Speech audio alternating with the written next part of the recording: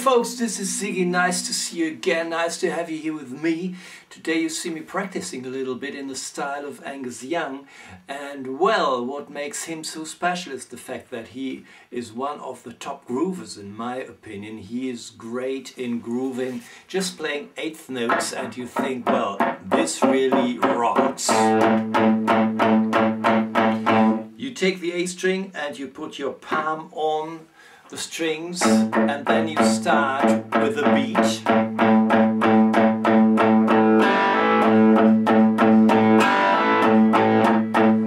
Here I lift my fingers or I hammer them on the second fret of the D and the G string.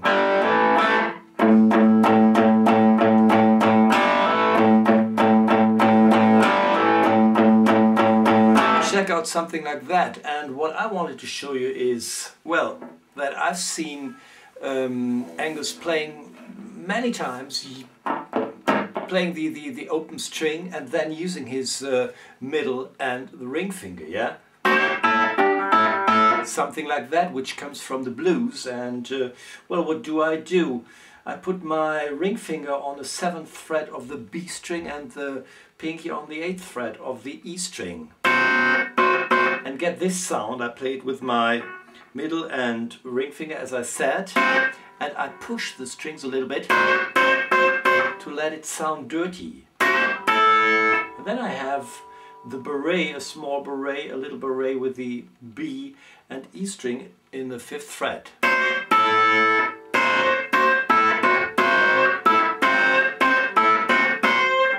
Try this, and then try to add the A string.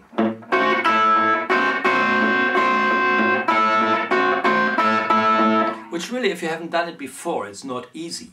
And you get some calluses on the tips of your right hand fingers. And well, I got them too because I play acoustic guitar too, and there you need it. Well, but every time I play something new I get new calluses, and well, that's the way it is, and rock and roll is not for, as you say, pussies, so you really have to work hard. And here, this lick, I do the same that I do on the B and E string on the G and the B string. So I have my 3-note thing.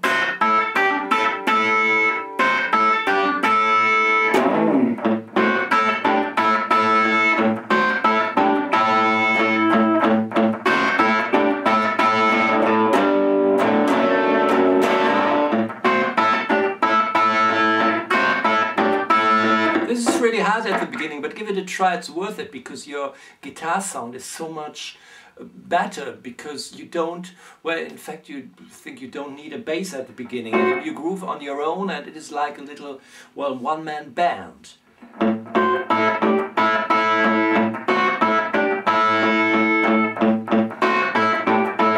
Then I use the G and the D chord, but the D chord I use it with the F sharp in the bass. Everybody, I think, knows a G chord. You can take the beret or use that one, and then use the D with the F sharp in the bass.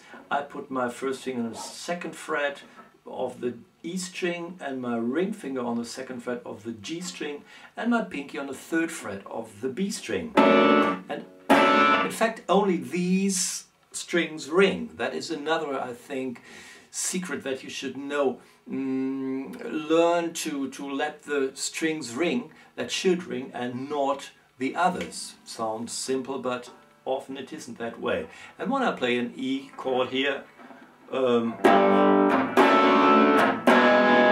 I let ring nearly all the strings.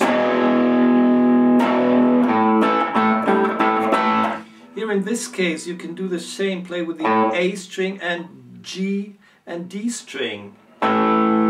I put them at the, like I did it at the beginning, yeah, on the D and G string in the 2nd fret.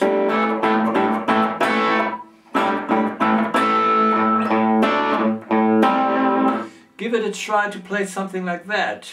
I move my fingers here from the, let's say, 2nd fret to the 5th and the 7th.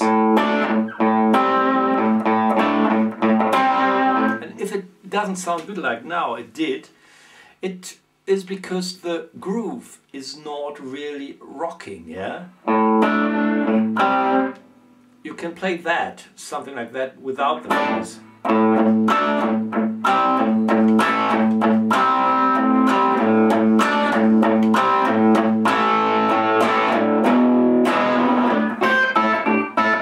Come back to my little riff at the beginning. I see this as a little bit of an inspiration for you to, well, expand, to try to find your own thing, and well, then if it doesn't sound, then there are two reasons. One, you don't groove. Learn to play with a metronome. Second thing is, well, I have my little microcube, which I think I can show in one of the next lessons and how I use it. Here I have the classical setting, but very, very low gain.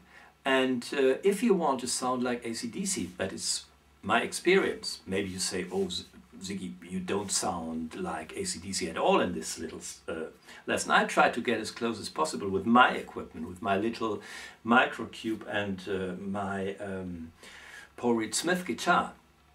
Well, the second reason is really the sound. So sound and groove. Listen to AC/DC and find out that often in their songs, in their live recordings and studio recordings, they don't have so much of distortion as like you listen to it today, when you listen to heavy metal bands or other bands, yeah?